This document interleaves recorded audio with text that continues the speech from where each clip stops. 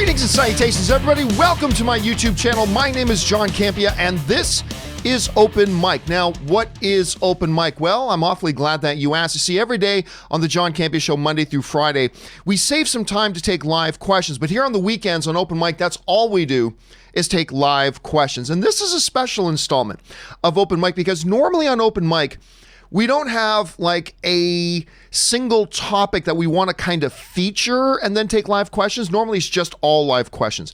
But I did have one topic today that I wanted to kind of feature as kind of our feature topic of the day. And we can talk about everything else that you guys want to talk about as well. But I already know that some of you guys are going to be sending in questions about this because you did yesterday as well.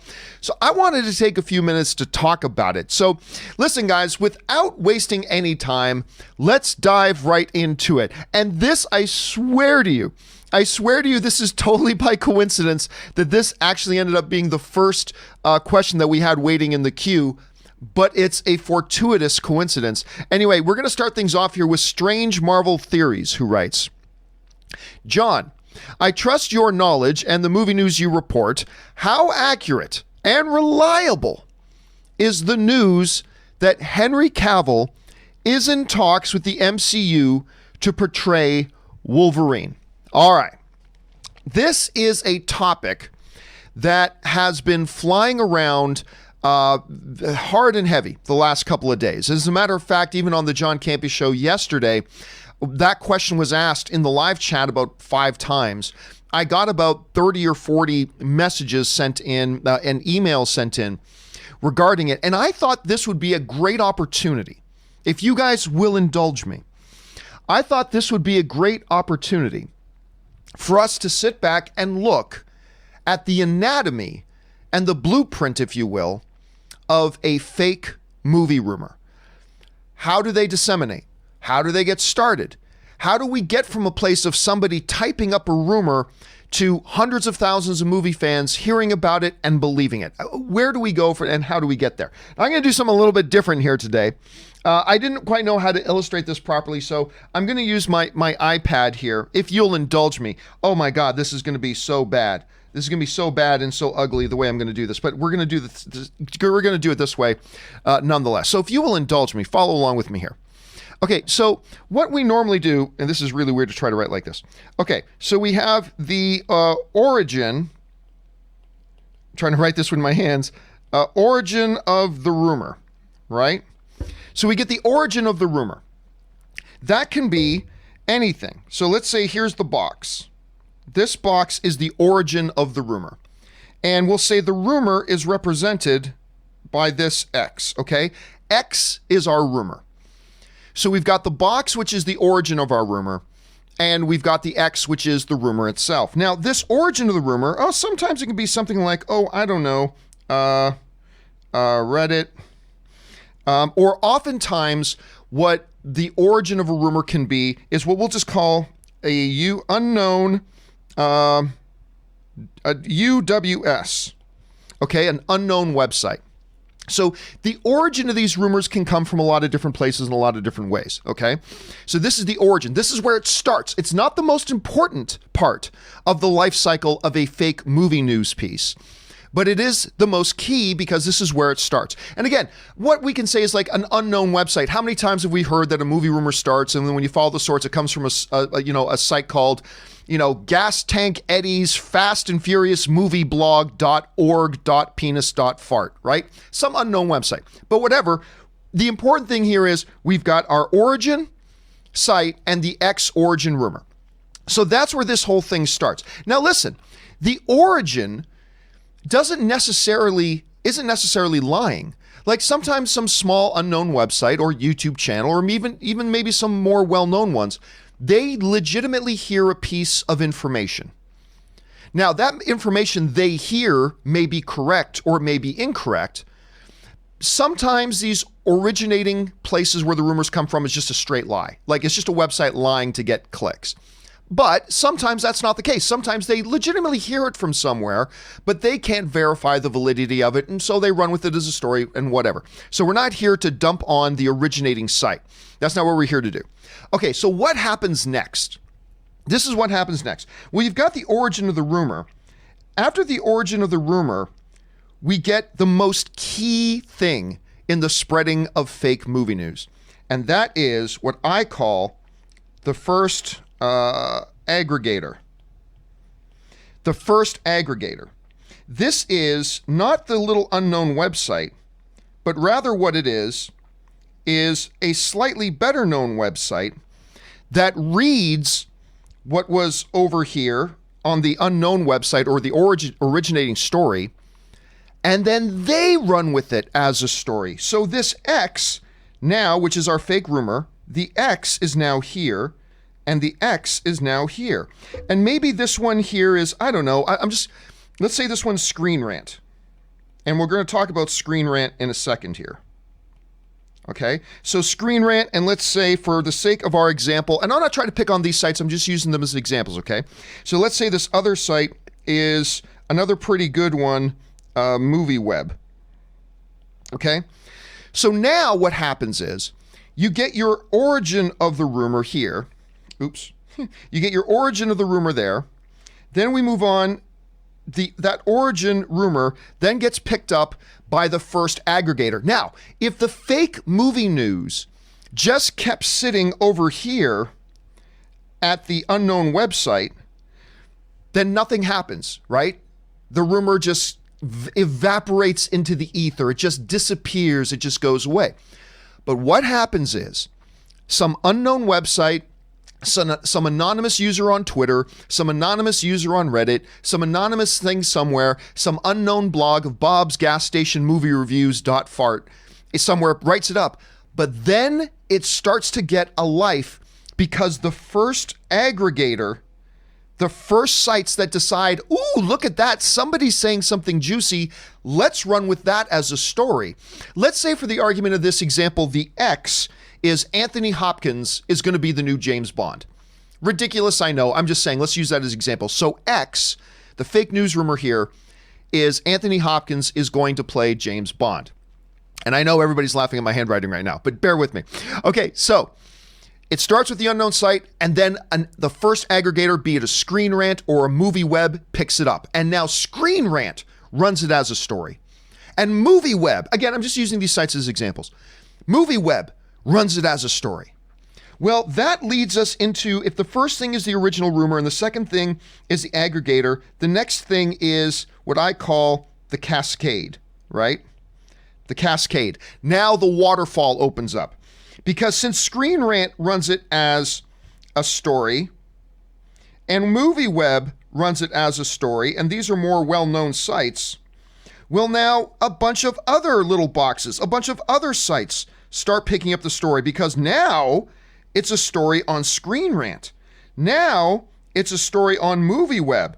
Oh, now this little fake rumor starts to look a little bit legitimate because we read it on Screen Rant. So now we've got 1,000 other websites. See the X's popping up?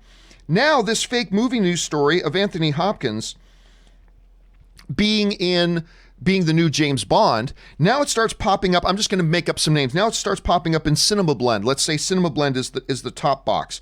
And then maybe it starts popping up on another good website like Joe Blow. And then maybe it starts popping up on another good website like Coming Soon or Heroic Hollywood or whatever, on and on and on and on. So we start with the first original rumor. It moves on to the first penguin to jump in, the first one to bite and make it a real fake story. The first aggregators, in this case, Screen Rant and Movie Web. And then the cascade happens, where now that it's on Screen Rant and Movie Web, now it's everywhere. Tons of other sites pick it up and start running with it. And where this leaves us now is what am I going to call this? The film fan. So, okay, if you were laughing at my handwriting, wait till you watch me try to draw. Okay, so now we've got the film fan, right? We've got the film fan here. And their eyes are looking up, and they're like, "Woo! Look at that! Anthony Hopkins is going to play. What would I say he was going to play? Anthony Hopkins is going to be the new James Bond." I know that's an ugly film fan. Forgive me. I'm doing the best I can. Shut up. Okay, so now the film fan, they've got their eyes, and they're seeing this movie news story of Anthony Hopkins is playing James Bond, but they're not seeing it on the unknown website over here, they're seeing it on Screen Rant and Movie Web and Coming Soon and Joe Blow. They start to see the cascade. So what happens at that point, as I drop things all over the place, what happens at that point now is the movie fan writes into somebody like me, right? And this happens all the time.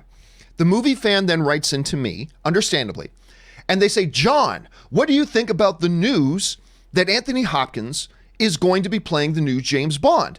And I will say to them, that's interesting. Where did you see that? And what do they say? Well, it's being reported by Joe Blow, and it's being reported by Screen Rant, and it's being reported by Movie Hub. All these sites are reporting it, John. But really, none of those sites are reporting it. All those sites are just repeating it. And this is why I always tell my fellow film fans to follow the source. Because, okay, let's say you read it on over here. Let's say you read it here and we say this thing right here is, let's say for argument's sake, a website I like is Cinema Blend, right? Say you read it on Cinema Blend. I always tell my fellow film fans, when you read like a ridiculous sounding story, follow the source. Don't just read the headline on Cinema Blend. Look to see who Cinema Blend is quoting. Where is it coming from? And Cinema Blend might say, oh, we read this from Screen Rant. Okay, so now you read it, they say they got it from Screen Rant. Well, as a film fan, keep following it.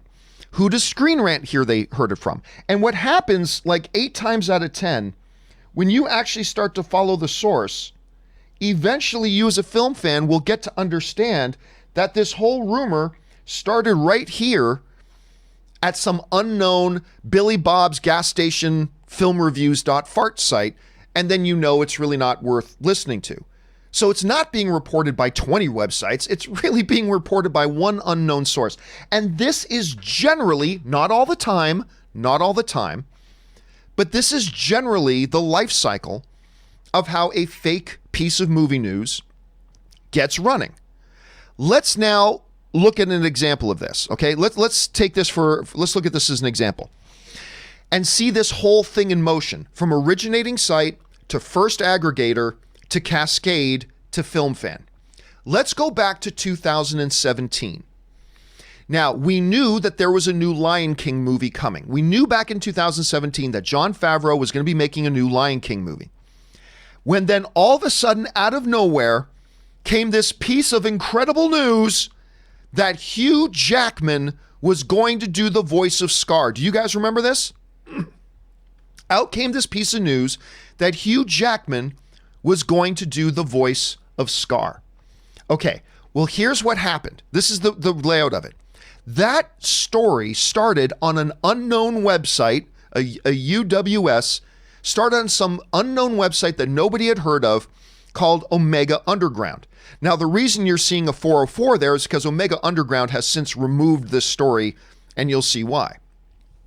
So some little unknown website that nobody had ever heard of at the time, called Omega Underground, they decide that they're going to run this story. And they ran this story that Hugh Jackman, they said, we have sources, even though nobody had ever heard of Omega Underground, we have sources that say Hugh Jackman is going to be our Scar. Okay, so as we go back over here to our chart, if you will, then Omega Underground becomes, I know my lines are getting so messy here. Omega Underground becomes our first originating place of the rumor. It is our UWS. It's the originating part of the rumor. Okay, now let's follow this through a little bit more. Omega Underground, if everybody had ignored it, the story would have disappeared. But the story moved on to the next phase of first aggregator. And what was that? Well, it just so happens in this case, the first aggregator ended up being the very big website, Screen Rant. Screen Rant, this huge, monstrous website, they jumped onto this story. They saw it on Omega Underground, an unknown website that nobody had ever heard of, but they saw Omega Underground run this, and so they ran it as a story. Hugh Jackman playing Scar in Lion King remake. So that's one of our first aggregators. And then, as in our example, Movie Web also jumped on it, and Movie Web reported it. Hugh Jackman is Scar in Disney's Lion King. So now if you're a film fan, what are you seeing? You're seeing these big name sites like MovieWeb and Screen Rant. And we didn't even talk about the Cascade because once, and again, remember, we were talking about Cascades here. That's the third part. So once we got, Screen Rant, another arrow here, forgive me for all my arrows. Once we started getting Screen Rant and MovieWeb being our first aggregators, then all of a sudden, a whole bunch of other websites picked up on it. This is what we call the Cascade. Whole bunch of other movie sites started picking up on it, and then we come finally to the film fan, who sees all these sites and saw all these sites reporting Hugh Jackman is Scar. And then, of course, it got debunked. We found out Chiwetel Ejiofor, and there was no truth to it. Omega Underground pulls the story, and blah, blah, blah, blah, blah, blah, blah, blah, blah, blah. But it all started from the unknown website that the bigger sites like Screen Rant and MovieWeb would have known better than to rely on some unknown website as a source of legitimate information to run as a headline that would then cause a cascade. They should have known better. And personally, and I know this whole screen's becoming one big mess, and forgive me, if you're one of these sites, the only thing Screen Rant should have been talking about this story is either one, they should have ignored it, or two, run a story to simply explain why this probably isn't true. But that doesn't really get the clicks, so they do it. And they run with it. Okay, so we've looked at our theoretical situation of Anthony Hopkins playing the new Bond. We looked at a practical example of Hugh Jackman was going to be Scar, which we saw how that life cycle worked out. Now let's move on to the actual issue that's going on today. And you're going to see how this played out today. I started getting flooded with tweets and messages, and I'm sure you guys did too. Did you hear? Henry Cavill is going to be Wolverine in Captain Marvel 2. Did you hear the news? Okay. Well, let's follow it. Let's follow it. And I tell everybody, keep following the source. Well, let's start with the first stage, which is, of course, UWS, unknown website. That's what we've got here too. A website that doesn't mean they're not a good site. I'm just saying I've never heard of them. That's all. That doesn't mean they're not a great site. I'm just saying I've never even heard of them. There's a website called the Digital Weekly. This is where this whole Henry Cavill as Wolverine thing began. A small, unknown website that you had probably never heard of and I had never heard of or whatever. And they simply said, this unknown site simply said this: sources have claimed that Henry Cavill's in talks to play the Wolverine. Whose sources? Digital Weekly sources? A site we've never heard of? So that right there is our UWS. That is our unknown web source starting this rumor. Okay. And then the story would have died, except it moved on to the next stage. It moved on to the stage of the first aggregator. And so a site like Cosmic Book News picked it up. Henry Cavill rumored for Wolverine and Captain Marvel 2. Well, where did that come from? It came from this little unknown website that nobody had heard of and nobody thought about before, and they ran it as a headline. And they weren't the only one. We got this covered, which is, of course, one of the worst culprits of fake news out there and stuff like that. But we got this covered. Started running, Wolverine to make his debut in Captain Marvel 2, and you read the story and all that kind of stuff. And then what happens is then the cascade happens, right? Remember we were talking about that. There's the cascade. We go from original rumor. Oops, I turned on the there we go. So we had the original rumor, which I deleted. Then it moved on to the first aggregators, which sites like We Got This Covered and Cosmic Book News. And then it moved on to the cascade. And then all of a sudden, everybody everywhere was talking about Henry Cavill is going to be the new Wolverine. And then that's what our film fan sees. Our film fan looks up and now and sees all these tweets, all these reports, all these websites talking about Henry Cavill is going to be Wolverine. This is why I've always told everybody, when you read stories like this, follow the source. Because even Cosmic Book News, and even We Got This Covered, will mention where they heard it from. So you follow it back. And then you ultimately realize, oh, this whole thing came from a site called Digital Weekly that nobody had ever heard of, with unnamed sources that we don't know who they are, and blah, blah, blah, blah, blah, blah. And then you know it's probably not true. It's probably not true. Now, some people may say, understandably so, and with decent reason, they might say, but John, sometimes these crazy rumors turn out to be true. Yeah, 2 or 3% of the time, a rumor like that will end up being true. That's why I always tell everybody it's never impossible that it could be true. But here's the thing. There is no point in talking about it. There's no point in being the first aggregator. There's no point in letting it cascade unless we find out there's some legitimate reason to believe that it's true. Because here's the thing. If Anthony Hopkins was going to be the new James Bond and that was actually true, well, if it's true, at some point, some more legitimate information will come to light.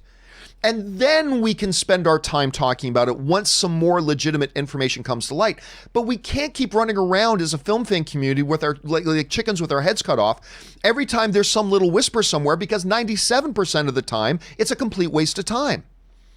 But anyway, guys, that's just, I thought with all the talk going on yesterday, I thought I would take today's show and go through what I felt. Let me bring up this chicken scratch again. This is what we ended up with. What a gorgeous piece of art. What a gorgeous piece of art that is. My God, I should be an artiste. I should be drawing comic books, for heaven's sakes. Anyway, that is, to me, the anatomy of a fake movie rumor. So maybe you can pass this on to some friends of yours. Maybe this will help us all become better educated and follow the source. Where did this incredible news come from? How legitimate is it really? And is it seriously just a case that we should probably just ignore this? Because if it is real, at some point, a real piece of information will come out about it. In the meantime, not worth it. Anyway, guys, that's just my thought on all that. I know I went on about that for a while, but I honestly see this as being one of the big major issues in the world of online film fandom. It's how quickly fake movie rumors can disseminate, and that's how it disseminates, and then how quickly we as film fans just buy into it. How quickly we just buy into it. And I think that's, and I'm guilty of this too. This is all of our problem. This is all of our problem. So I just thought it was important to take some time here today and talk about that a little bit. So I hope you enjoyed John Campea's art class here today. I know you can never unsee what you just saw, and I do apologize for that. But anyway, with that stuff down, and I bet you there'll probably be more Henry Cavill questions as Wolverine, but with that stuff down, let's get back and start taking the questions today. All right. Next thing up here today, we're going to, and I'm sure there's going to be more questions about the Henry Cavill's Wolverine, and we'll address them as they come. All right, next up, Undead Sick 83 writes, hey, John, if the Christopher Pike show ever happens, there is a rumor coming from certain sources saying that the CBS, what's it called? CBS All Access? Yeah, is going to do a new Star Trek series based on the Henry Pike or Captain Pike and the Enterprise that I thought was really good in Discovery Season 2. Anyway, if the Christopher Pike show ever happens, which I hope it does, I hope they go back to the whole Vulcan logic extremist thing and make that the main thing in Season 1. It could create a great story for Spock, Sarek, and Amanda. Thoughts? Here's what I think. Off the top of my head, that could work. That could work. But I would like to see kind of like a Star Trek The Next Generation or the original Star Trek kind of feel, where it is a week by week. Every week's a different mission. Maybe once you get into Season 2, start a main one big storyline for the season. But I really honestly wouldn't mind, because Discovery has been the big main story. Picard has been one big story. I honestly wouldn't mind Star Trek going back to their roots a little bit here, and maybe for something like Captain Pike and the Enterprise, if it ever does happen. We don't know if it's going to or not. But if it ever did happen, I wouldn't mind them going to a mission of the week kind of thing, like the older shows used to be. I get a kick out of it, but that's just me. Okay, Undead Sickle writes, hey, John, I agree with you on Kathleen Kennedy, but you're right. Her running Lucasfilm is a problem. That said, I would take an Obi-Wan movie instead of a series as long as Darth Maul is in it, since his return was set up in Solo. Your thoughts? Nah, because that breaks canon. We've talked about that a few times. That would completely break canon. In Star Wars Rebels, Darth Maul discovers that Obi-Wan's actually still alive, and then instantly goes and finds Obi-Wan, confronts Obi-Wan, and then Obi-Wan kills him again. That is now canon. I've seen a lot of fan theories come up with different ways to work around that, but none of them actually make any sense. So no, if you do an Obi-Wan series or an Obi-Wan movie, I don't think Maul can be a part of it, and I don't think he should be a part of it. We've had Maul in tons of things. I love Maul. Don't get me wrong, I love Maul, but we've had Maul in tons of things. It's time to move on from Maul. And Maul already had his end. He faced Obi-Wan. He died.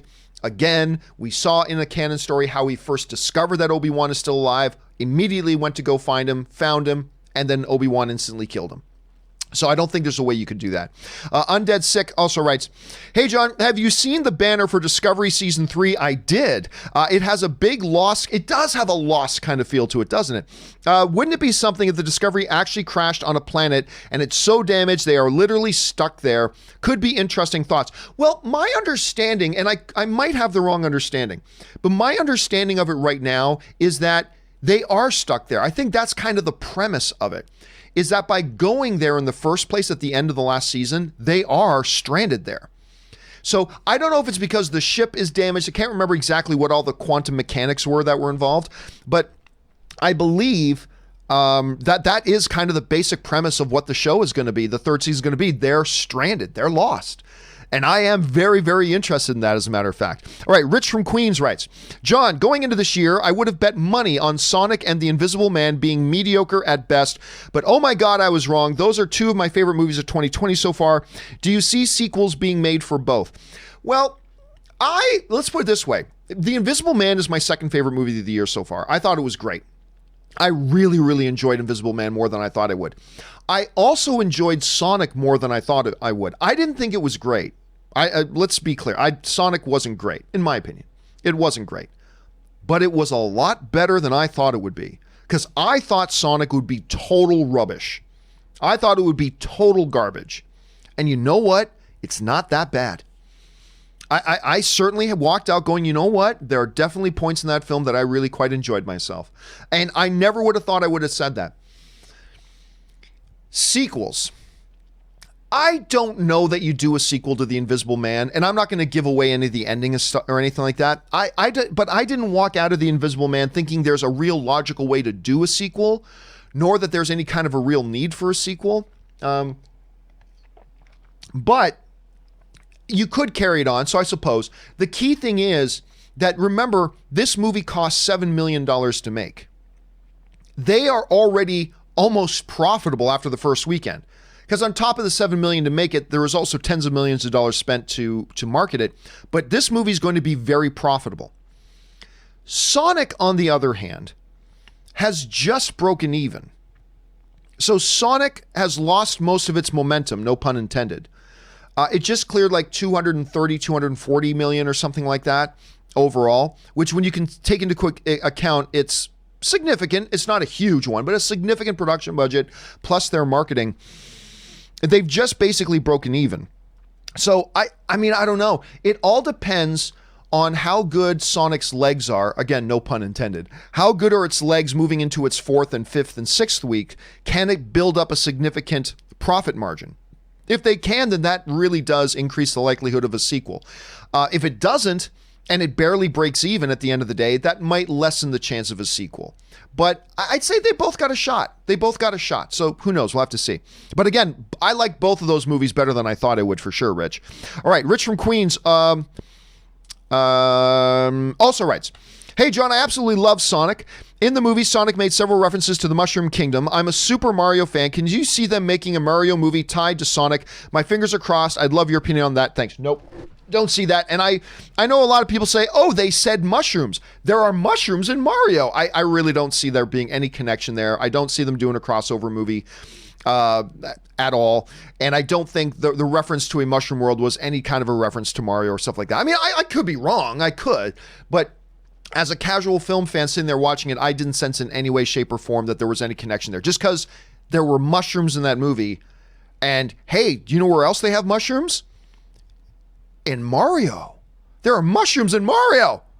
Well, there's also mushrooms in Gordon Ramsay's kitchen. I don't know if it's a crossover with the kitchen. So I'm going to guess no. Anything's possible. Anything's possible, but I'm going to guess no. Okay, Jonathan writes, currently seeing Lion King CGI for the first time. Beautiful, but the acting is so stilted. Well, there's really not any actors, voice performances. Makes me just want to see the original instead. No wonder people don't like this. It's kind of blah, beautiful, but blah. Actually, I thought the movie was magnificent. And there are a bunch of people who agree with me. And there are a bunch of people who don't, and that's totally cool. I thought Lion King was straight up magnificent. Not as good as the original. Don't get me wrong, not as good as the original. And there were certainly things about it. I thought the Beyonce song in it I like Beyonce a lot, but that song was totally out of place, totally didn't fit in the movie. I really wasn't sold on Beyonce doing the voice either. That's the only one that felt flat to me. All like Billy Eisner or Eichner or however you say his name, I thought he was great. I thought Seth Rogen was great. I thought the kids who did the voices of young Simba and Nala were great. I thought most of the voices were actually really wonderful. John, the late night host, I'm forgetting his name, who did the voice of Zazu, John Oliver, I thought he did a great job as Zazu, and it just felt wonderful to me. I thought the movie was fan-fucking-tastic. I really do. Not everybody agrees, and that's fine, but I do agree that I think the original animated was still better. I still believe the original animated was better, but I disagree. Other than Beyonce, I thought all the voice acting was fantastic. I really do. Okay, anyway. Jonathan also writes, OMG, I'm watching the Be Prepared song. This is bullshit. Animated movie was so much better. This is so stilted. Fuck this movie. One of the best villain songs ever. No, I thought the song was great. And I thought the song worked much better than the original animated song would have worked in a live action environment. They actually got the Be Prepared song for this was actually influenced by the live stage show, which also made a change to that. I'll be straight with you.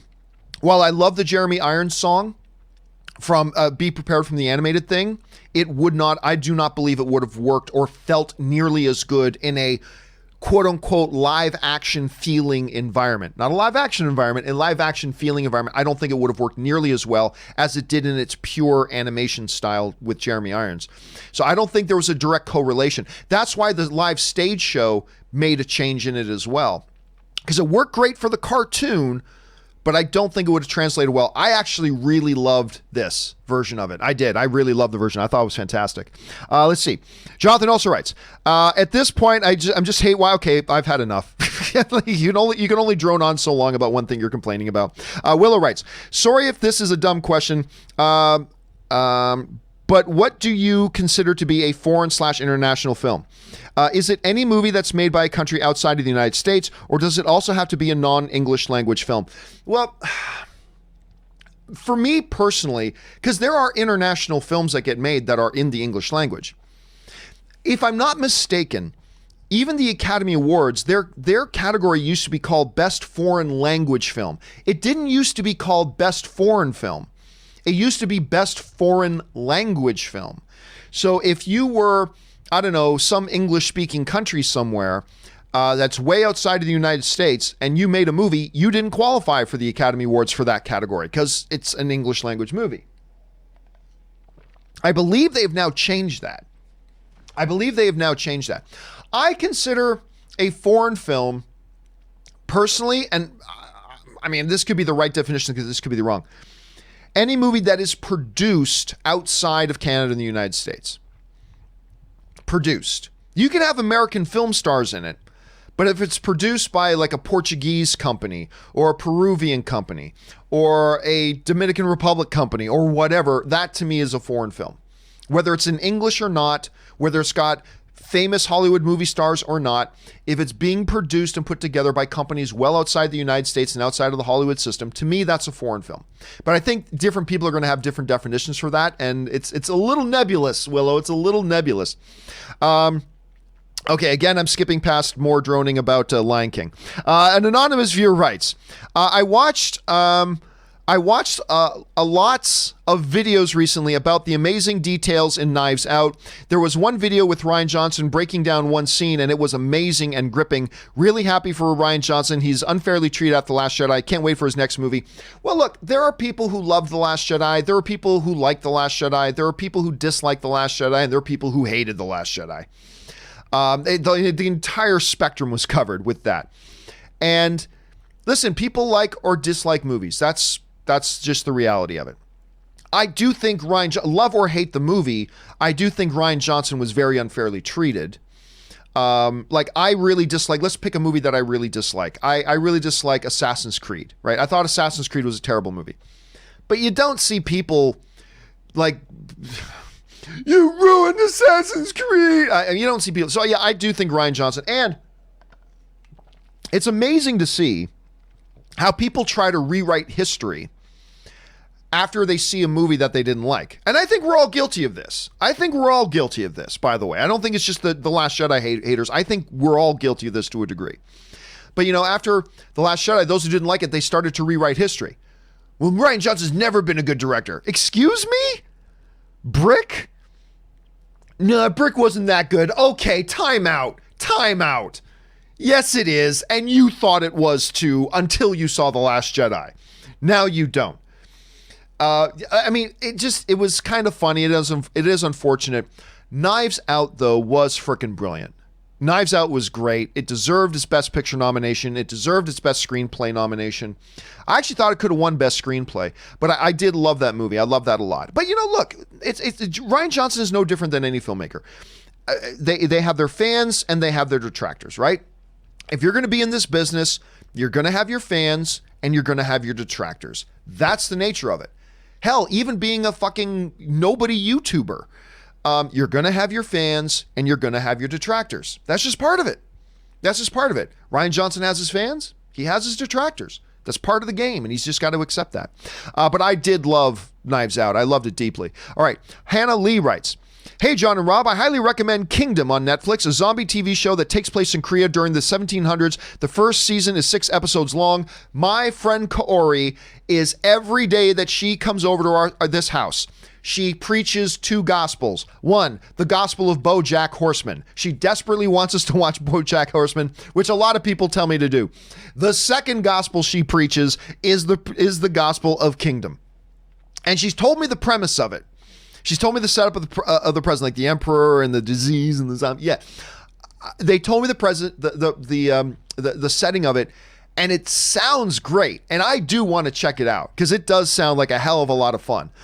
So I do want to check it out. So you're not the first one to tell me about it, Hannah. All right, an anonymous viewer writes, it looks like the Birds of Prey will not reach 100 million domestically. Standalone movie is great when done right for major character. But as we saw with Shazam and Birds of Prey, there is no market for standalone movies about secondary characters, even if it's a good movie. I disagree. I think like anything else, it can work. And by the way, Shazam was profitable. Shazam made money. But here's the thing. Generally speaking, there can be exceptions, but generally speaking, if you're going to do a standalone movie with a much lesser known character, you're going to have to accept that we may need to build this up. That we may not hit it out of the park with $1 billion film on the first movie. This might be one that we have to put out an excellent film, and I didn't like Birds of Prey. I thought it was a poor movie. I didn't think it sucked. I just thought it was a poor movie. Shazam, I thought was effing wonderful. I love Shazam. I thought Shazam was absolutely incredible. But you got to understand, I think studios know this, that if you go out with a really unknown character, a much less known character, it's possible you might crush it out of the park first time out and get $1 billion. It's possible, but it's unlikely. So the best you can hope for is hopefully we break even or be a little bit profitable, which Shazam did, and hopefully people like it which people did, not everybody, but most people really like Shazam, so that we can move forward and build on that success and build up this character, right? Everybody always knew that Harley Quinn and the Birds of Prey was never going to be a $700 million movie. But they were kind of hoping to do a little bit better than this. Everybody knew Shazam was not going to be a $700 million movie. Best you can hope for, break even, make a little bit of profit, which it did. Hopefully the critics like it, which they did. The critics loved it. Hopefully the fans liked it, which they did. Big positive scores from the audience as well. And then we can build on that success moving forward. So I don't think the answer here is, I don't think the takeaway lesson is you can never do a standalone movie with a lesser known character. That's not the lesson here at all. It can work and can work big, but you need to plan for building it. Start with your first movie, make it great, get the audience into it, hopefully break even, make a little bit of profit, hopefully the critics like it, and then you take that success and you build on it when you move into the future and make the next one. And then maybe one of the future ones can be a $700 million movie or a $650 million movie or $1 billion movie, whatever, but you got to build, and I think that's their strategy there. Shazam worked. For me, Birds of Prey did not, but, to each their own. All right. Django 19 writes, there we go. Wrote in yesterday about trilogies like Godfather. I've never seen, but it's because I wasn't really a film fan growing up. Saw my fair share of movies, but it's No Country for Old Men that expanded my horizon. Oh, that's interesting. But it was No Country for Old Men that expanded my horizon, and now love movies like King's Speech, Moonlight, Green Book. That's awesome. And listen, so what Django's referring to is yesterday he wrote in, he's like, I've never seen these trilogies. Godfather, Lord of the Rings, and a bunch of other trilogies that they've never seen. I'm like, dude, you owe it. You don't owe anybody else. You owe it to yourself to watch those. But listen, getting a movie like No Country for Old Men, that's the kind of movie that will get you to fall in love with movies. And if that movie then turned you on to movies like King's Speech, which is one of my favorite films of the last decade, Moonlight, Green Book, these excellent, excellent films, then that's a good thing. But yeah, Django, if you're now in love with movies, man, treat yourself. Go and watch Godfather trilogy. Go and watch the Lord of the Rings trilogy. You got some magnificent film watching ahead of you, and I'm a little bit jealous because of it, because you get to watch those for the first time now, which is awesome. All right, where are we at here? An anonymous viewer writes in, both are great, but I personally prefer Regal Unlimited over A-List because it's cheaper in my area and it's truly unlimited. Whereas my AMC only gives you 3 movies a week. With Regal, you could do 2 double features in a week if you wanted to. Pros and cons on both. True. The reason, though, that AMC, like where I live, the AMC A-List is cheaper. On top of that, most average movie fans do not go to more than 3 movies a week. I'd say at least 95% of movie fans, if not more, do not go to more than 3 movies a week. 12 movies a month is what you get with A-List. 12 movies a month. It's a very small percentage of film fans that go to more than that. Very small. Plus, Regal Unlimited isn't really unlimited, right? You have to pay a surcharge every time you buy a movie ticket. And then if you want to watch a movie on a premium screen, like a 3D screen or one of their specialty screens, you got to pay another premium on top of that. Now, it's still a great deal. It's still a wonderful deal. I love the Regal Unlimited plan. I really do. But when you compare that to A-List, which is you pay your flat monthly dues on it, you can watch any movie you want on any screen you want. And there's no surcharges. You don't pay another dollar for anything. If I want to go into an AMC Dolby Cinema Prime, I don't have to pay a single dollar for a surcharge. I want to go watch it on an IMAX screen, I don't have to pay a single dollar for surcharge. I want to go watch it in 3D, which I would never go and watch something in 3D voluntarily. But if I had to and I wanted to for some reason, I don't have to pay a single dollar of a surcharge. But yes, Regal Unlimited is great. And if you're like half Americans in the country where you live closer to a Regal than an AMC, a Regal Unlimited plan is a great deal. Great deal. It'll save you money. If you're a film fan who goes to more than like 2 or 3 movies a month, it'll save you money. It's a great deal.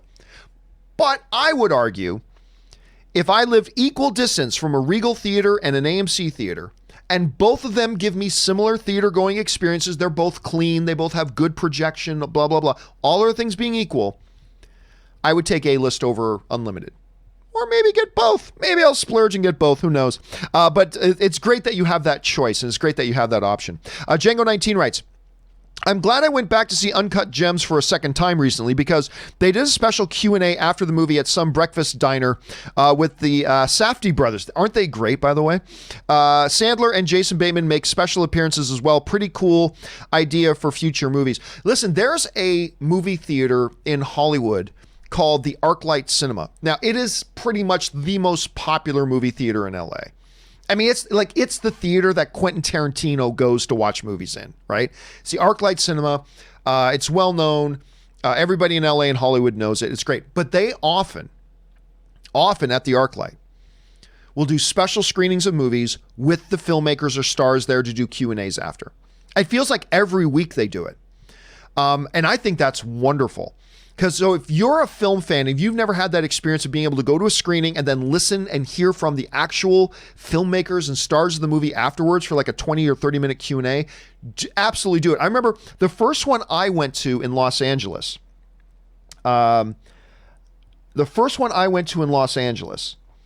Was when I moved to LA there was a special screening of Tootsie, the Dustin Hoffman classic Tootsie. And they did a screening of it at ArcLight Cinema, and they had, I believe, the director and Dustin Hoffman himself was there. And that's the first one of those that was like that I ever did. And I've been obsessed with those screenings ever since. So I go back as often as I can. And when you get those experiences, Django, you take advantage of those. All right, Django also writes, I started watching The Outsider on HBO. I've heard that's good. I've never watched it, but I've heard that's good. And it's pretty good. Have you heard of it? It's based on a Stephen King novel and stars Ben Mendelsohn, Jason Bateman, and Cynthia Erivo. I always mispronounce her last name. It has some The Night of and True Detective vibes. Nice. Worth the watch if you haven't seen it. I keep hearing good things about it, actually. It's kind of been on the one that's been on the periphery of my vision lately. But Ann and I have actually been starting to look for what's going to be our next show that we watch. Because we don't watch a lot. We don't have a lot of time for TV. But we were just starting to ask ourselves, what's the next show? Maybe The Outsiders is something we'll have to check out. Because I love Ben Mendelsohn too. So might have to check that out. Thank you for the recommendation, Django. All right. Harker Walks writes, why do you think Kick-Ass didn't make more money? The question becomes, why would it have made more money? Listen, it was a small unknown property. It was R-rated. Other than Nicolas Cage, there really wasn't any recognizable stars in there. It was kind of bonkers. That wasn't a movie that was going to appeal to everybody. So I think it did pretty damn well for what it was. Brandon Nope writes, John, what's your favorite Star Wars parody? Honestly, and it's not because I know the guy, it has legitimately been my favorite parody. It's a fan film, but it's also a parody. It's been my favorite Star Wars fan film or parody before I got to know the guy. And it's a fan film by a filmmaker, and he's also a comic book writer by the name of Kevin Rubio. And it's called Troops. To this day, and it's got to be 20 years old. It's got to be 20 years old at this point. But to this day, Troops to me is still the best Star Wars fan film / parody ever. If you haven't seen it, go look up Star Wars fan film Troops or something like that. It's still the best one ever done, I think. It's still my favorite. Okay, Richard Karate writes, could we get a SpiderHam solo film? It's possible. I mean, John Mulaney voicing that thing was great. Have you ever floated through the air when you smelt a delicious pie? I love Peter Porker, The Amazing Spider-Ham. I loved it. I don't think they're going to do a standalone film, but it's possible. Anything's possible. I'd be there for it. Jetfire97 writes, hey, John, I am too a fan of Man of Steel. Love that movie. The part I look forward to and gives me chills when Zod tells Lara, I will find him. What's yours? That is a great moment. Listen, Man of Steel, most underrated, underappreciated comic book film of all time. To me, it's a top 10 greatest comic book movie of all time. I think it's a criminally underrated film. Lots of great moments, and that is a great one. But I still gotta say, I think my favorite moment is when young Clark realizes he's different and he's talking to Pa Kent, Kevin Costner, and the kid almost borderlining on tears, says, "Can we just keep pretending I'm your son?" And Kevin Costner brings him into his arms, embraces him, and with a little bit of cracking in his own voice goes, "You are my son." I'm getting chills. Can you see the hair on my arm standing up? I'm getting chills just thinking about that scene. I get emotional thinking about that scene. That to me is still the best scene. And that I just, great movie, man. Great movie. Anyway, ZMG Ruler writes, word going around is Palpatine's body was cloned. I know, it's such BS. I mean, it is, and apparently that is going to be in some extra canonical material that apparently he was cloned. I haven't read up on it deeply, but apparently that's true. But that's BS. All right? If it's not in the movie, don't BS your way around it later. It's just pathetic to me that they're doing that. An anonymous viewer just sends in $10 to be supportive. Thank you so much, Anonymous. Appreciate that. Thunder Knight writes, you have mentioned how Battlestar Galactica is your favorite. It's my all-time, the Ronald Moore Battlestar Galactica. So not the original one with Lauren Green and Dirk Benedict, but the Ronald D. Moore one is my all-time favorite show. But what did you think of its short-lived prequel, Caprica? I wanted to love it, but I literally got 3 episodes in and tapped out. I tapped out after 3 episodes.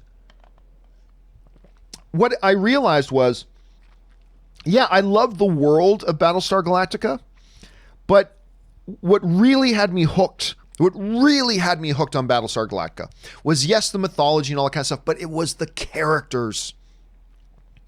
Adama, Starbuck, Apollo. I loved the characters. And in the absence of those characters, I tried to get into these new characters on Caprica, and it just didn't click for me, unfortunately. So I kind of tapped out on it. Murray Reich writes, saw Guns Akimbo. I'm hearing it's great, and I want to see this movie badly. And it was really wacky. Not the greatest thing ever, but it was filled with lots of bloody action, violence, and some interesting character choices. Cheesy but fun. That's the impression I got from it. Cheesy but fun. Don't expect it to get any Oscar love. Samara Weaving and Daniel Radcliffe were great. 6 out of 10. I have been fascinated by this movie, especially since you got Samara Weaving, who did, what was that little horror film called that she did this year where she's got to play hide and seek in the house? Ready or Not? I think that's the name. Ready or Not was great last year, by the way. If you haven't seen Ready or Not, go watch that. And of course, Harry Potter himself. I thought the trailers looked wonky, and I want to see it. And I'm hearing decent things about it, so I'm glad you had a chance. Thank you for the recommendation, Marie, for the heads up on that.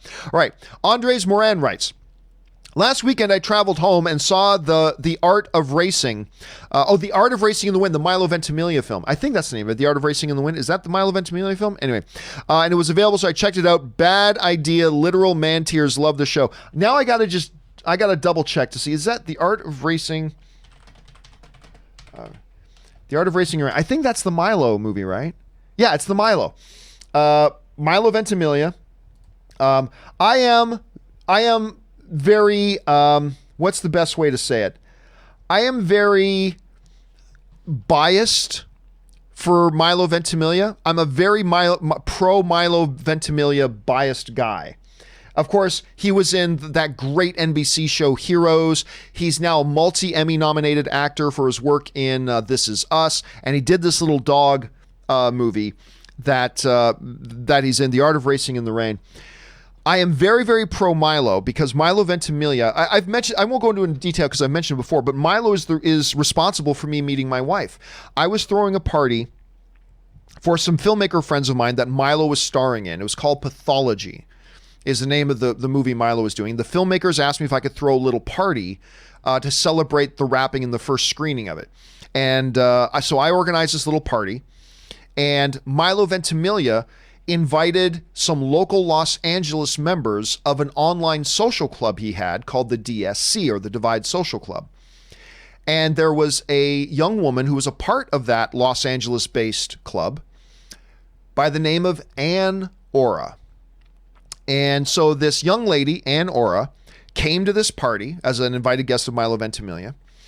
And I got to meet Ann that night. Somebody else was, a guy I knew was hitting on her, so I kind of left that alone because the guy I knew was hitting on her, so I left her alone. But I'm like, well, she's cute.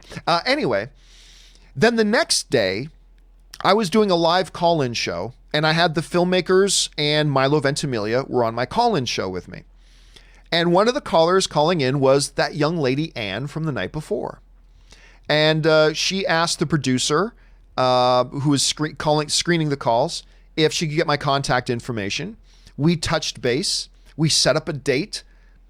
And we've been together ever since. And all of that I owe to Milo Ventimiglia, Mark Neveldine, and Brian Taylor, the filmmakers as well. So I owe it all to that trio of dudes. And so those three dudes will always be in my good books. I owe them what Jar Jar Binks would refer to as a life debt. I owe them all life debt.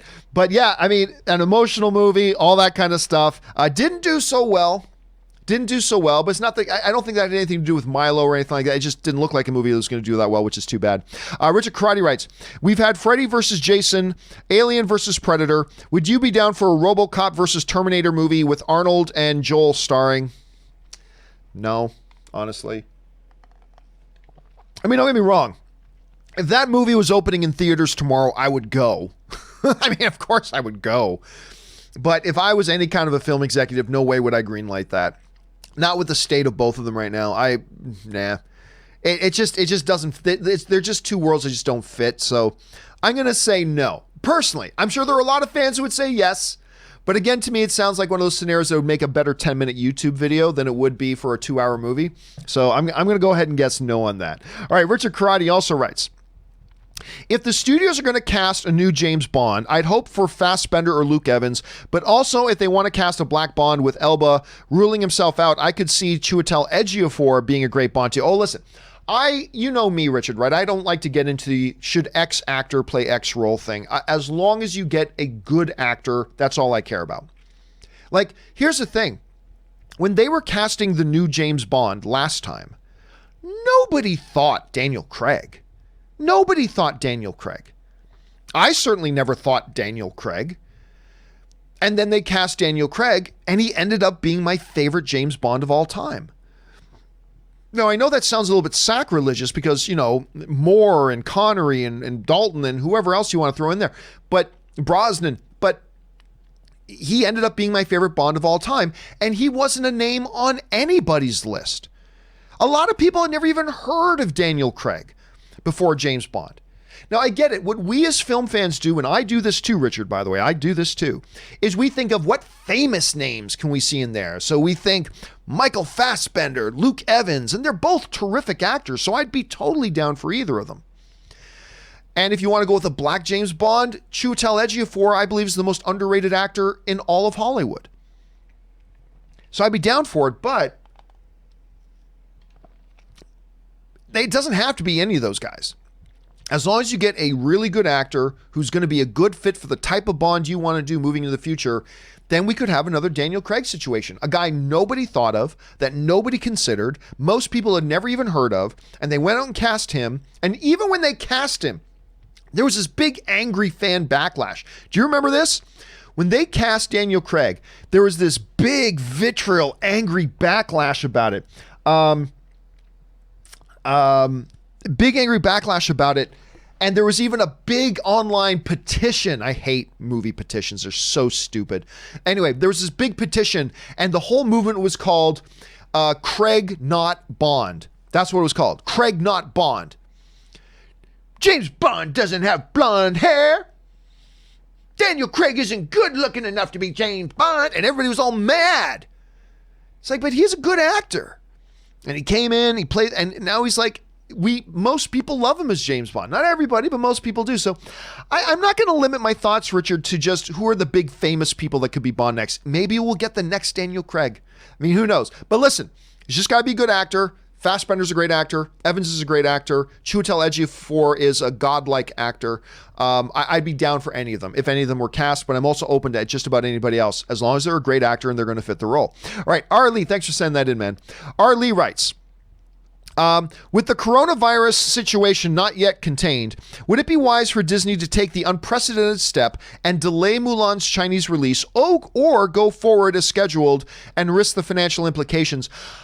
Listen, one of the reasons, and that's a great thing to bring up, Arlie, one of the big reasons they made Mulan was because they knew this movie would play great in China. And China is definitely a big part of their business plan, of their business strategy for this film. And I think the movie looks great.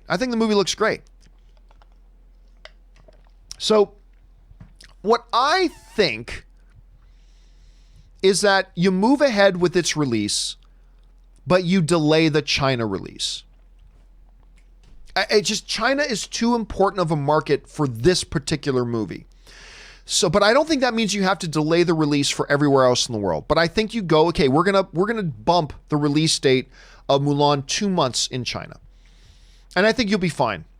Now, I don't know that that's what they will do, but if I were in the boardroom right now and Bob Chapek, the new CEO of Disney, turned to me and said, "Campea, so what do you think we should do about this whole Mulan thing in China release date?" I say, "Well, sir, I think we go ahead with our release plans everywhere else, but we delay the release in China." And then Bob Chapek will go, "Wait a minute, who the hell are you and how did you get in here? Call security." But that's what I would say. That's what I would say. All right, Nosferatu writes, "My friend was annoying me with bird puns, but Toucan played at the game." I have no idea what we're talking about, Nosferatu. Sorry.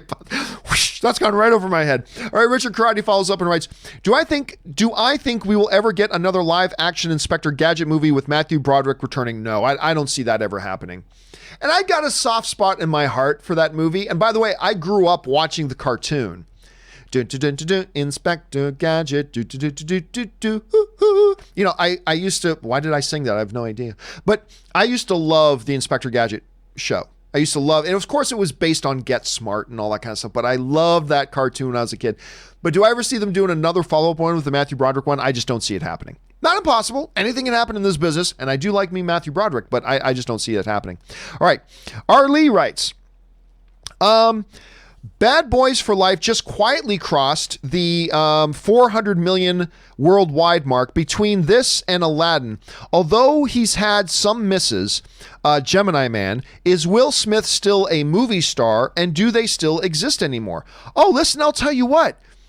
Will Smith is absolutely still a movie star. Will Smith is absolutely a movie star. There's no doubt about it. The question has not been, is Will Smith a movie star anymore? The question has been, there used to be an era where having the big movie star in your movie guaranteed, or not guaranteed, but greatly enhanced the chances that your movie could be a hit, right? There are some movies, we use the word bankable, right? That you put this star in your movie, you're going to probably make bank. Will Smith is the last actor to really carry that clout. You can maybe make that argument that The Rock does too, because every movie The Rock is in makes more money than it easily would have if it wasn't for The Rock being in it. So you can make an argument that that's The Rock now, but Will Smith was really like the last one of those guys, but that's just not the era that we're in anymore. It's a different era. It's not Will Smith, it's the era we live in. Now, movie stars still give credibility to your movie. Like a person seeing a trailer for a movie is more likely to be interested to want to go to that movie if they see faces they know and recognize in them than if they don't see faces they know and recognize. So there's still value to the movie star. But yeah, Will Smith's on a great little run right now. He just had his first $1 billion film with Aladdin, and he was really good in Aladdin. And now Bad Boys turned out to be a really nice little hit for him too. He's on a roll right now. All right. Luke 1234 writes, which is the bigger man cry moment? Best of the best, I am your brother now, medal given, or Lord of the Rings, my friends, you bow to no one. Ooh. I'll say this, the way you worded it, Luke, man cry moment, they're both big man cry moments, but I would say that the best of the best, Dahan giving his medal to Tommy and offering himself as his new brother is a man cry moment, but it's also just a grrr, it's a man moment. You know what I mean? It's like, grrr, like you just want to stand up and beat your chest. And yeah, and yes, there's man tears coming out too. But that moment When Aragorn like comes over, when Strider comes down, the King of Gondor now, and he's all of Middle Earth is there, and he comes up to the hobbits, and the hobbits start to bow, and he says, I'm breaking up. You guys have seen me do this. Whenever I think about this moment in Lord of the Rings: Return of the King, I start to get emotional. But he looks at them and says, my friends, you bow to no one. And then the King of Gondor gets down on his knee and kneels and bows in front of these little hobbits, and then all of Middle Earth kneel before these. That's tears. That's tears. So the way you worded the question, Luke, I'll go the Lord of the Rings moment. All right, Suthius writes, she'd be quantum entangled with every location in the universe, so she can then materialize herself wherever she needs to be, having tunneled there through these barriers, but she still can't move a damn glove into a minivan. Neil deGrasse Tyson. I don't know what that's from or what that's in relation to, but if he says it, it's pretty cool. I wish I knew the context. I don't know the context, but that's a pretty cool quote. I don't know what he's talking about, though. TNS93 writes, just recently watched Justice League last night for the first time in 2 years. We created a drinking game. When you see a reshoot scene, you take a drink. If you think a Snyder scene, then you shout Snyderverse. But then again, there's no way to know if you're right or wrong, right? Because you can say any scene might be one of the reshoot scenes, and you can say any scene might be one of the Snyder Cut scenes. There's no real way to know for sure, but it's still a good game to play, T-Ness. Still sounds like a pretty good game to play. All right. Richard Karate writes, what are your thoughts of the movie The Black Cauldron? The villain, the Horn King, scared me to death as a kid. I'll be straight up honest with you, Richard. I don't even remember it. I know I saw Black Cauldron when I was a kid. I know that I did. I can't remember a lick about it. Off the top of my head, I cannot remember an absolute lick about it. Let me just bring this up. The Black Cauldron. Let me at least look at the poster. Yeah, I know I saw this.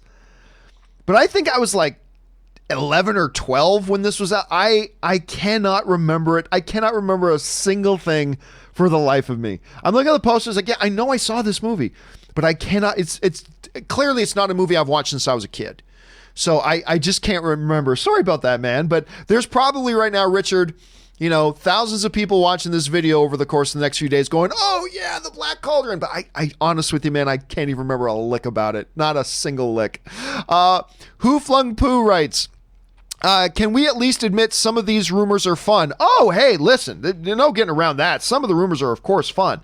And, I remember, I put on Twitter, look, the Henry Cavill rumor isn't true. And then somebody say, why don't you think Henry Cavill would be a good Wolverine? I'm like, wait a minute. I'm not saying I don't think Henry Cavill would be a good Wolverine. Henry Cavill's a really good actor. I think he's great. If you've never seen him in The Tudors and you want to see how really good of an actor he is, you go see him in that. I think he's a really exceptional actor. And I think Henry Cavill would do a great job as Wolverine. Sure, I think he would. But that doesn't mean it's true. Just because I think it would be a good idea doesn't mean I think it's anywhere remotely true. They're two separate things. So yeah, some of the rumors are fun, but you gotta be able to know. The problem becomes when we cross the lines of just fun fan speculation to, oh, did you hear that there are people proposing it as fact? One is just fun, wild fan talk. One becomes really dangerous, that it becomes confusing to the film fan community because you're confusing facts with fiction. So, but you're all right, Hooflong. They can be fun. They can be fun, definitely. Ben Rayner writes, thank you, Professor Campea, for the fake report lesson. Very informative and interesting. Hope you're having a great weekend. Well, thank you so much for that, Ben. I am having a great weekend already. Ann and I and some friends, we went to Disneyland last night. No, I did not get on the Rise of Resistance. I knew we wouldn't, but by the time we got there, they had already said there's no getting on.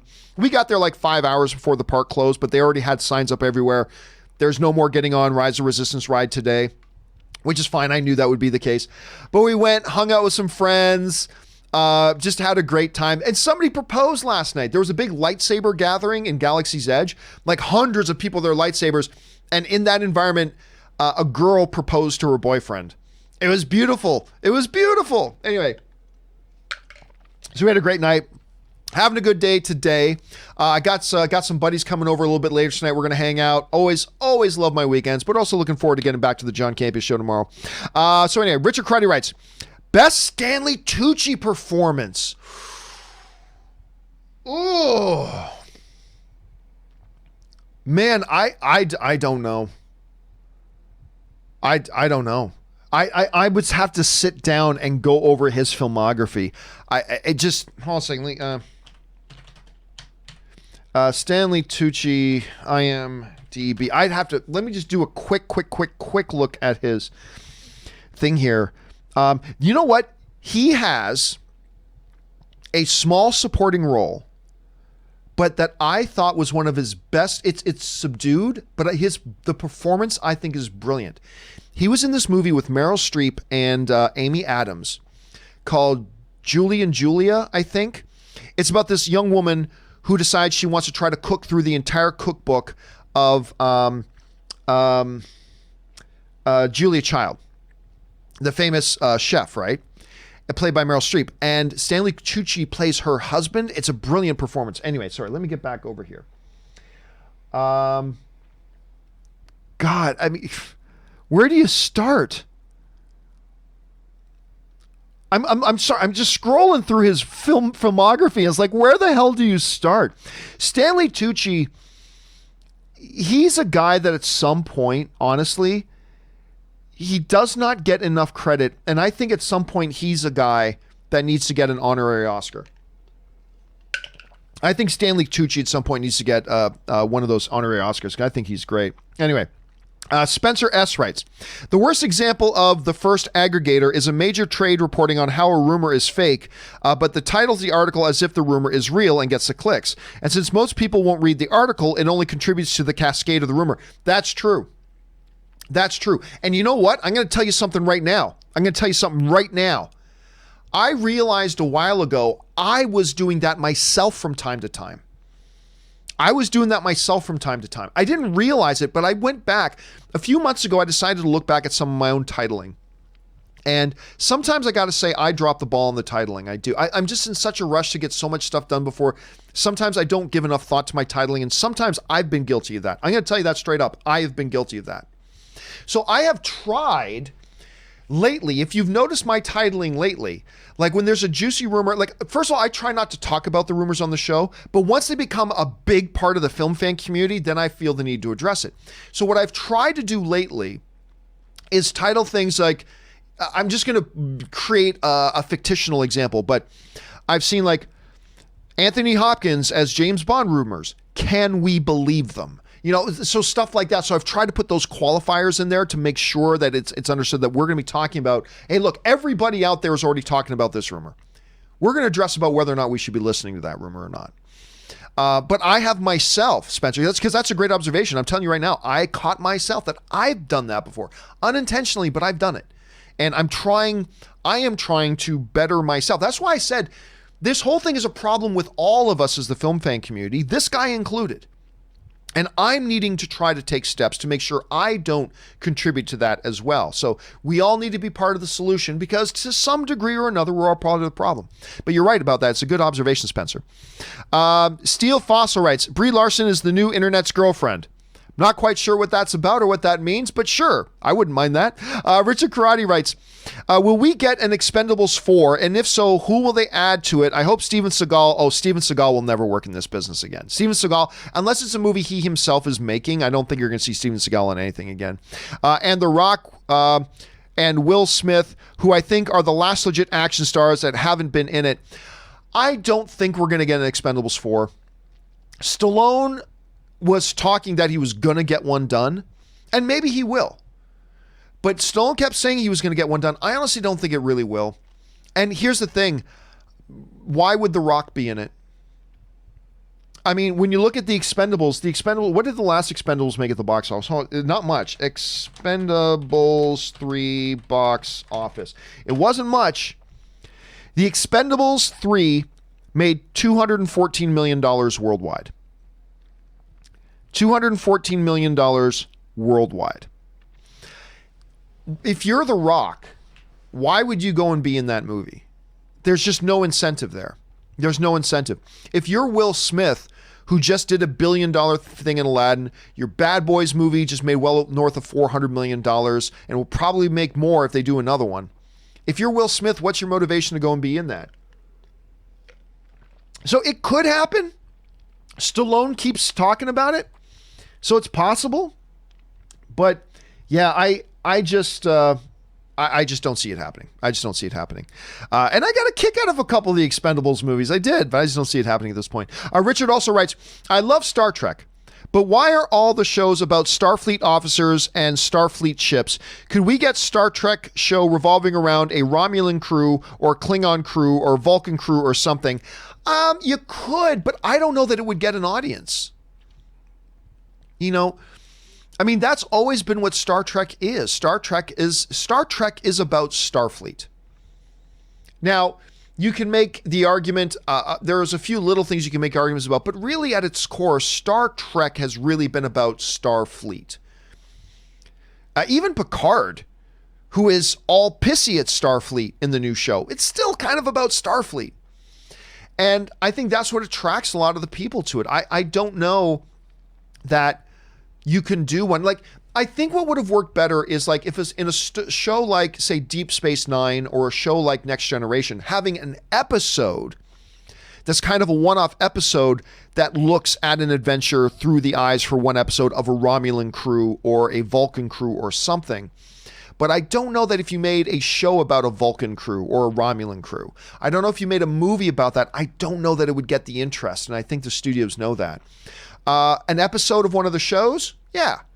Its own standalone thing, I gotta say, I just don't know that it would get the interest. I mean, Star Trek in and of itself is having a hard time getting a lot of interest. And I think if you go in that way, I just don't know that it would work. Could be wrong, but that's kind of my first thoughts on it at any rate. All right, Christopher Warden writes, do you think Bird of Prey's box office failure has Warner Brothers worried about Suicide Squad 2, especially considering it's without Will Smith? Yes, but not panicking. Worried? Sure. Panicking? No. Because they'll know that, listen, Birds of Prey was one character from Suicide Squad that you try to build an entire movie around. Suicide Squad, with the James Gunn situation, with a plethora of other characters, and some really big names in there as well, I think they know there's a difference between their new Suicide Squad and the context of the new Suicide Squad versus the standalone Harley Quinn movie. So worried, maybe a bit, but panicked, don't think they're panicking. All right, Gone I One writes, hey John, wondering if you've heard about the PS4 game Dreams. Nope, have not. Someone made a reaction of the Star Wars A New Hope intro entirely inside the game. I've never heard of it. I have a PS4 Pro. I haven't turned it on, honestly, since I played Fallen Order last. And I never did finish the game. But I've never heard of it. But now I'm going to be interested in going online and seeing if I can find a video clip of what you're talking about, because that actually sounds kind of interesting. All right. Richard Karate writes, with this thing going around,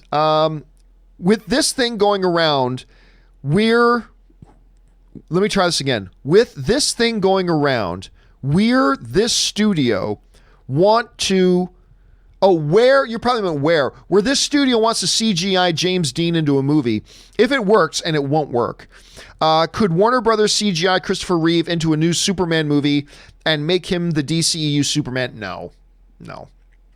I mean, for those of you who don't know what Richard's talking about, this story came out a while that some little idiot film company is going to make this movie, and they said they're going to put James Dean in the movie as a CGI recreation, James Dean playing the role.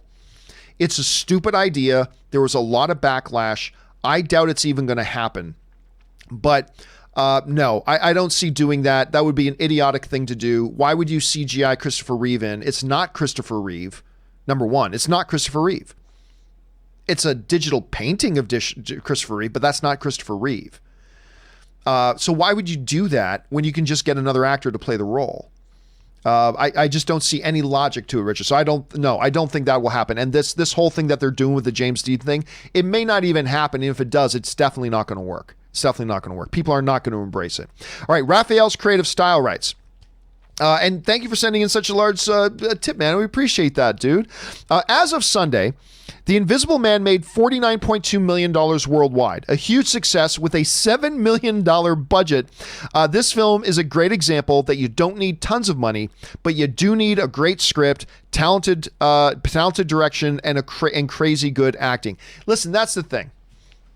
I have been yelling and screaming for years, for those of you who've been following me for any period of time, that Hollywood simply spends too much money. And by the way, then some people say to me, well, John, it's not your money. Why do you care? Because you know where they pass that expense on to? The more and more expensive movie gets, studios got to make more money. That means they need to pass the expense on to you and me. That's why ticket prices continue to go up and up and up and up every year. So that's the thing. It's like, wait a minute, don't go, well, John, it's not your money. Why are you complaining? And then complain about the price of tickets. They are connected. They're systemically connected to each other. So anyway, I love what Blumhouse is doing to the industry right now. Jason Blum is taking movies, making them for pocket change and making big profits on them. They're not billion-dollar movies, but they don't need to be. They just need to be good and get people's attention. The Invisible Man, they made that movie, which is a great, fun movie. They made that movie for $7 million. $7 million bucks. And I'll tell you, it's wonderful. It's a hell of a wonderful, really fun little film. And it's making all the money in the world, and it deserves it totally. You don't need to. Listen, having a lot of money can help. You can't make Avengers Endgame for $10 million. I get that.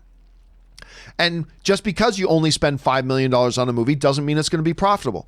But if you're a good studio and you know how to pick good scripts, and by the way, not every Blumhouse movie has been gold. Let's not pretend that it has, but a lot of them have been.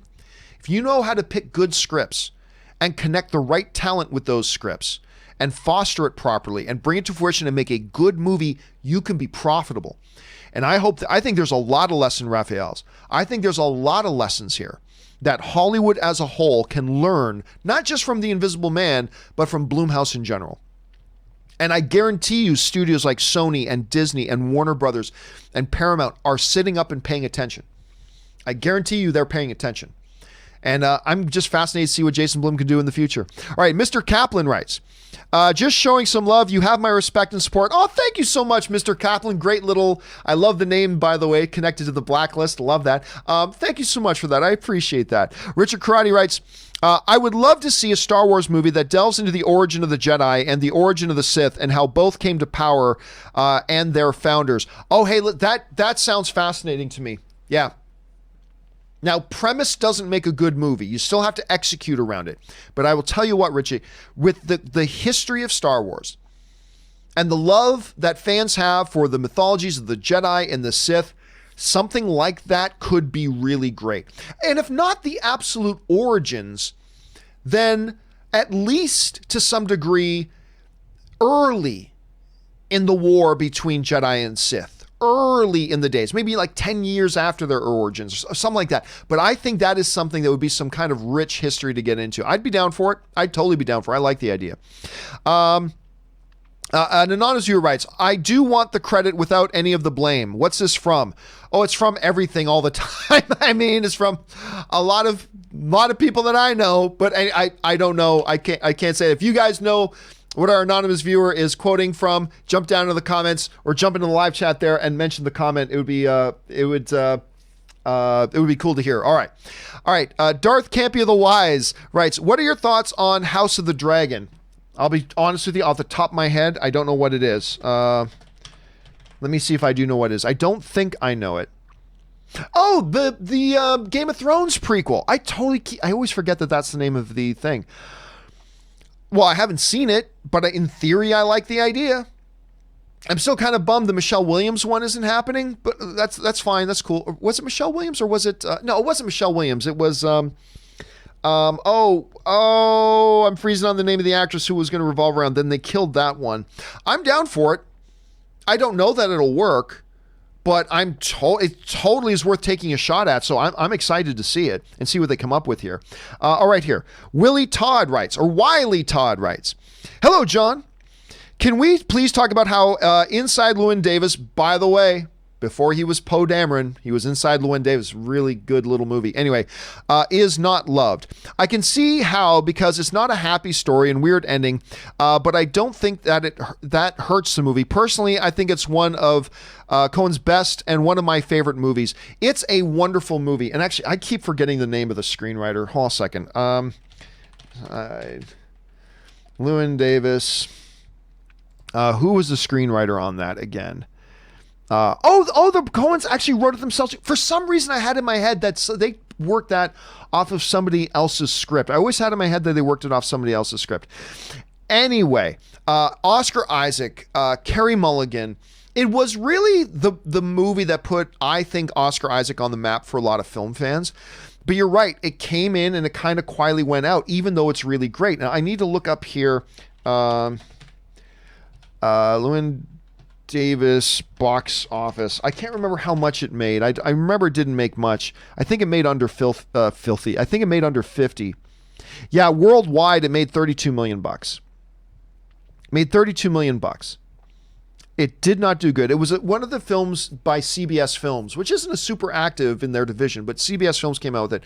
It was a really nice little movie. And you're right. It deserved better. It deserved more. But when you go back now and even look at the trailers for it, they weren't trailers that screamed to the audience. And look, insightful, good drama, good stories. You can still make trailers that tell the audience, you need to come see this. When you look at the trailers for Inside Llewyn Davis, they weren't bad trailers, but they weren't trailers that were going to get a lot of people excited about going out to see it. So it's tough, but listen, I think most people that have seen it do like it very much, but it deserved better. It did deserve better for sure. Russell Amador writes, hey, John, we just got done with a solid Sunday breakfast, but with every Sunday breakfast comes the conversation of which show you would like to get live action treatment. Today's debate included Jimmy Neutron and Courage the Cowardly Dog. Which you got? I'm going to tell you right now, never watched either of them. I know what Jimmy Neutron is, but I never watched a single thing. And I will tell you right now, Russell, right up front, I have never even heard of Courage the Cowardly Dog. Never heard of it. Never heard of it. Oh, and by the way, just as a quick note, the weekend box office numbers have come in. Bad Boys for Life continues to make money. It's still in the top 5, made $4.3 million. My Hero Academia, The Invisible Man made $29 million. $29 million opening weekend. $29 million opening weekend. Sonic the Hedgehog has now climbed to $265 million worldwide. So it's not going to be the biggest video game movie of all time, which is fine. But it is comfortably now in the profitability range. I think we can now comfortably say Sonic the Hedgehog is now comfortably at least that it's making profit now. So that's good for Sonic the Hedgehog. But yeah, man, Invisible Man made $29 million. They were projecting 20. 20 would have been great. 20 would have been great for a $7 million movie, making almost 3 times your production budget in an opening weekend, but it made 29. So that's pretty good. That's pretty good. And that's just North America. It's made $50 million worldwide. 50 on a $7 million budget. That's how you make movies, ladies and gentlemen. That's how you make movies. All right. Richard Karate writes, and thanks for sending in such a large contribution, Richard. We appreciate that. You've been really active today, man. My dream X-Men casting for the MCU, Taron Egerton as Cyclops. I don't know, he might be a little short to play Cyclops. I'm not sure. Aaron Taylor Johnson as Wolverine. He'd be good. Emilia Clarke as Jean Grey. Sonika Martin as Green as Storm. Would you be down for this casting if it was announced? Well, I mean, look, Richard, it's always the same thing for me. X actor in X role, I don't care. X actor in X role, I simply do not care. So yeah, I mean, look, Taron Egerton, well, he's a little short, but that's not the important thing to me. The important thing to me is he a good actor? Because you can overcome physical differences if it's a good actor, then that's all I care about. Aaron Taylor Johnson is a good actor. I love Sonequa, who I'm sure I always pronounce her name. I love her in Discovery. So sure, be down for that. But ultimately, I don't care. I don't care. The only question I ever have is, is the person being proposed a good actor? And if they're a good performer, then I'll always say, sure, then I'm down for it. Doesn't matter. As long as they're a good performer, I'm down for it. Obviously, some extremes would change that, like Anthony Hopkins as, I don't know, as Storm. Anthony Hopkins as Storm. Okay, well, that's an extreme situation. That's clearly not a fit. But other than some extreme situations, as long as it's a good performer, I'm always down. Because here's the thing. I don't know the next X-Men script, right? I have no idea if the way they're writing Cyclops in the next movie is a good fit for Taron Egerton or not a good fit. I don't know because I'm not reading the script. So since I have no idea if the actor is actually a good fit for the way that character is going to be written in the next movie, then there's no way for me to know. The only thing I as a fan have to fall back on is, are they a good actor? And if they're a good actor, then you're probably going to be okay. All right, Suthius writes, Neil Tyson's joke was in regard to Captain Marvel. Oh, I never knew that. Never heard. See, learn something new every day. Dio Lifeed, I'm sure I'm mispronouncing that. Writes, I think Cavill would make a better Sabretooth. His massive figure and his mannerisms in Witcher seem to embody Victor Creed. But again, we're kind of trying to transpose 100. Just because you've seen a guy play one thing one way, that doesn't mean he'd be good or that's all he can do, right? It reminds me of when the new Superman movie was being made and people kept wondering, Batman versus Superman, who's going to be Lex Luthor? And a bunch of people said, Billy Zane. Why? Do you remember that? Whole bunch of people kept running around that it should be Billy Zane. Why? Because there's a picture of Billy Zane with his head shaved. Look, he's perfect for Lex Luthor, right? Henry Cavill is an actor. He can play anything. Just because you see him play in Witcher and he chooses to play that character a certain way, that doesn't mean, oh, well, that's what Henry Cavill is. He's also in The Tudors, which is totally, totally different. He's also a totally different character in Man from U.N.C.L.E. and plays a totally different way. So I think because I do this too. You're not the only one doing this. I do this too. But we as film fans often make the mistake, I think, of trying to transpose. Oh, I've seen the actor play this one way. Oh, therefore he should play that similar thing in another thing. And I think we got to be careful not to do that. But that's just me. All right. Oliver Klimp writes, where we go? There he is. Got a cinema job, used $250 of tickets in 3 weeks. That's one of the great things about working in theater. You get to see all the movies you want. It's a nice little way to pass the time. All right, good on you, Oliver. Congrats on that. Burnt Toast writes, love the show, John. May the filthy be with you. Thank you so much. It's always nice when somebody wants to write in just to say something nice. So thank you, sir. I appreciate that. Raymond Verrata writes, have you heard about the actress walking out in disgust over Roman Polanski's Best Director win at the French Oscars? Why do some people turn a blind eye to what he's done in the past? Art shouldn't be used as a shield for a person's moral choices. Yeah, listen, obviously this is not the time or place for me to go in depth into it. It's a tricky situation. Here's the thing. Roman Polanski drugged and sodomized a 13-year-old child. Convicted and then ran from justice and then is basically on the run. And other countries have given him sanctuary and has been allowed to continue to make movies. I obviously have my opinions about that. That said,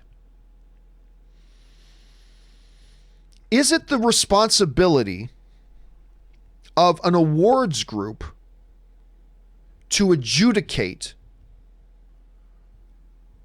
whether a person should or shouldn't be allowed to be free and be allowed to make movies in the first place? Or is it a movie awards body's like this French organization?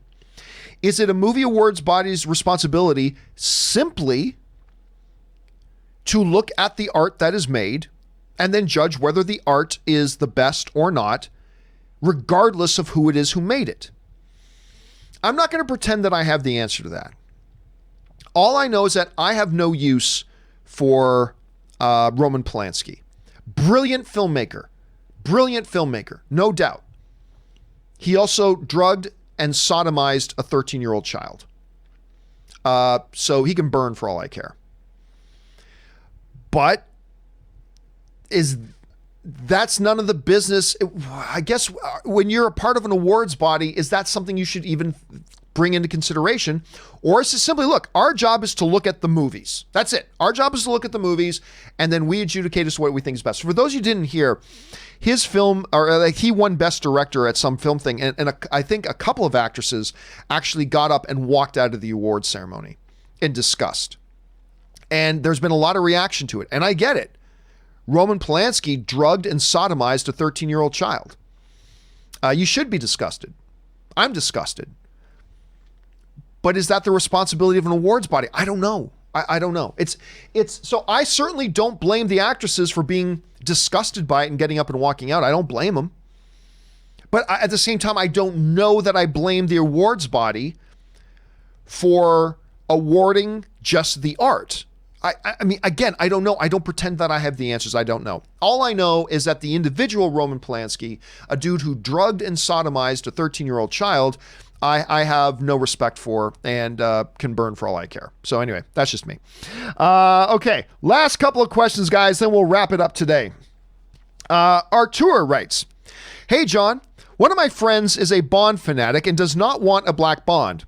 I don't care. He thinks that Bond was an orphan and his characteristics require him to be white. I disagree with him and think that Bond does not need to be white or black. Thoughts?" It's again, unless I've said this 1,000 times, I'll say it again. Unless there is something about the character that the very DNA of what that character is completely compromised if you change their ethnicity or change their hair color or change their eye color or change their height. If you can make an argument that changing the hair color, eye color, or skin color of a character completely undermines the very core essence of what and who that character is, then nobody should care. Nobody should care. Wolverine is not supposed to be 6'3". And I don't know if Jackman's 6'3", 6'2". Jackman's a tall dude. He's taller than me. So he's 6'2", 6'3", I think. But that is, the height of Wolverine is a thing about that character. But changing Wolverine's height from like 5'2" to like 6'2", or 4'11" to whatever, does not fundamentally completely undermine the DNA and the character of who that character is. Today, most of us are having a hard time imagining anybody else other than Hugh Jackman playing the role. Abraham Lincoln, that's got to be, that has to be a white actor. That has to be. It's incredibly important that that character is played by a white actor. Martin Luther King has to be played by a black actor. Shang-Chi with the MCU movie, that movie's got to be played by an Asian actor. Has to be played by an Asian actor. But other than the most extreme of circumstances, unless you can make a valid argument to me that changing the hair color, eye color, height, or skin color of this actor completely undermines the DNA of who and what that character is at their very core, then you've got no argument. You have no logical argument other than you just don't want a short guy playing the role. And that's not good enough. Or you just don't want somebody with blonde hair playing Bond. That's not good enough. Or you just don't want somebody with black skin playing Bond. That's not good enough. Now, here's the funny thing. I'm also quite often okay with gender swapping. I think it can be very creative. Battlestar Galactica is a great example of that. But then there's a character like Bond. Like even the Bond producer says, hey, I think you can have a white Bond, a black Bond, whatever. But even Barbara Broccoli, the producer herself of the Bond franchise, said, but I don't think Bond can be a woman. And I kind of agree with that, because I'm okay if they want to do it, but Bond is so quintessentially male in good ways and bad ways, as every well-rounded character should be. Pros and cons. So all the pros and cons about, but Bond is essentially, he is in his DNA a male character. for good and for ill. But that's the part of being a well-rounded character. But yeah, look, if I'm the producer, if I'm like a co-producer with Barbara Broccoli, do I personally, all other things being equal, want to stay with tradition and have a white Bond? Yeah, I probably do. But at the same time, I'm not closed off the idea of a black Bond. If we can really come up with a great performer who's going to have a great take on it, go with it. Because Bond's skin color being white is not a core essential element to the DNA of the character. It's just not. It breaks tradition, but that's okay. You can break tradition now and again. I don't know. That's just my thoughts on it. All right. Final question of the day. Oh, no, sorry.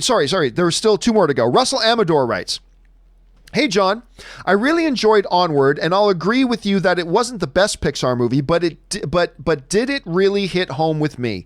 As someone who would currently like to see their dad again, even for a day, it really made me appreciate the fact that I knew him." For those of you who didn't see, I put up a short little quick out of the theater review of Onward yesterday, the new Pixar film. Really good little movie, guys. Not one of the top 4 or 5 Pixar films ever made, don't get me wrong, but it's a win. It's a big win. And yeah, my wife who lost her dad, my father-in-law passed away just a couple of years ago. My wife who lost her dad, she was a mess. Watching the movie, she was a mess in a good way, in a very heartfelt, beautiful way. It is a beautiful movie that is charming and delightful and fun and heartwarming and heart-wrenching at the same time. Again, not one of Pixar's best, but another win for them. It's a really good little movie, and I'm glad you enjoyed it, Russell. I certainly did too.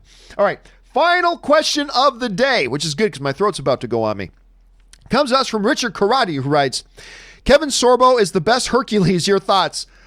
No, but listen, that was a very different, unique CW kind of take on Hercules, and he was really enjoyable in the role. I watched Hercules unabashedly.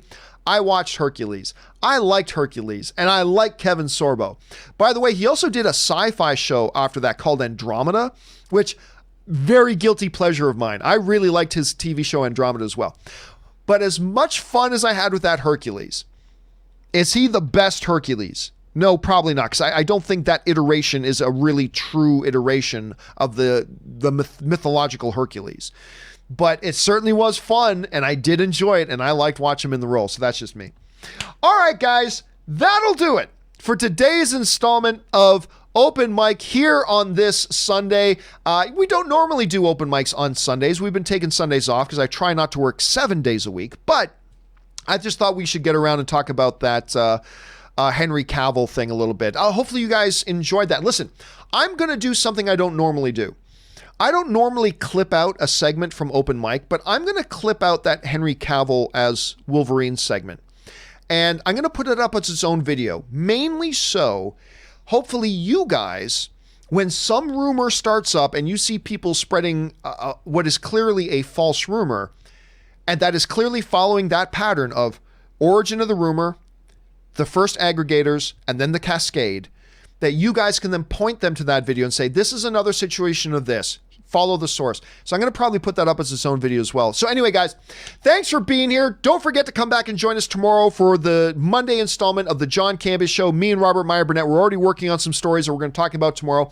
Hope you guys will come back and join us. Guys, if you like these types of videos and these types of discussions, whether you agree with me or not, we're supposed to disagree sometimes, but whether you agree with me or not, if you like these types of discussions, make sure you click the thumbs up button. Also, make sure you leave a thought or your comment on any or all the stuff that we talked about here today.